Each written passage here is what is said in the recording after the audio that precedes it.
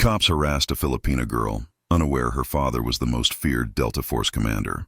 The steel bucket hit the pavement with a sharp clang, its metallic echo slicing through the city noise. Officer Reynolds grinned as she lifted it higher, sunlight glinting off the dripping edges. "Let's cool that attitude," she sneered. Whoosh! Ice-cold water splashed over Mayra de la Cruz's head, drenching her hoodie and her pride. The freezing shock made her gasp, but not a single tear fell. Across the street, a black SUV screeched to a halt. "You're done," Mayra whispered, water dripping from her fists.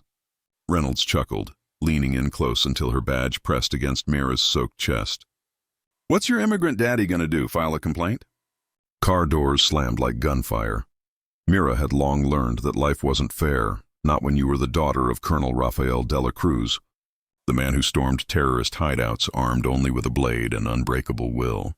He'd taught her that real power didn't come from a badge. It came from the fire he'd forged in her soul. "Never throw the first punch," he always said, "but make sure you throw the last." And today, she would. It all began with a traffic stop. Mayra was walking home when Reynolds pulled over, accusing her of suspicious activity. When she refused to bow down, the officer snapped. "You people always make this difficult," Reynolds hissed, signaling her partner. "Get the bucket." Mayra's phone buzzed in her pocket. One missed call. "Dad." Reynolds yanked it out and tossed it into the gutter. "Oops, guess no one's coming to save you." Then, boots. Heavy, synchronized tactical boots. The crowd parted like the Red Sea.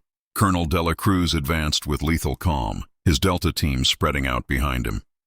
His eyes found the empty bucket, then his soaked daughter. And suddenly the heat on that bright street vanished, replaced by pure ice. Who authorized this? His voice could have frozen fire. Reynolds' partner went for his taser. Bam! A Delta operative had him pinned to the cruiser before he could blink. The police chief came running, face pale. "Colonel, we can explain—" De la Cruz picked up the bucket. "You'll want to call your mayor." Reynolds finally realized just how badly she'd messed up. "Sir, I clang!" The colonel slammed the bucket onto the cruiser's hood, the dent echoing like a death knell. "This ends one way," he said, voice steady and cold.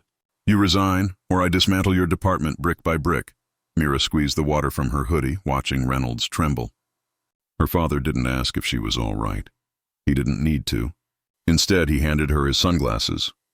"Next time," he said quietly, "you throw the water back."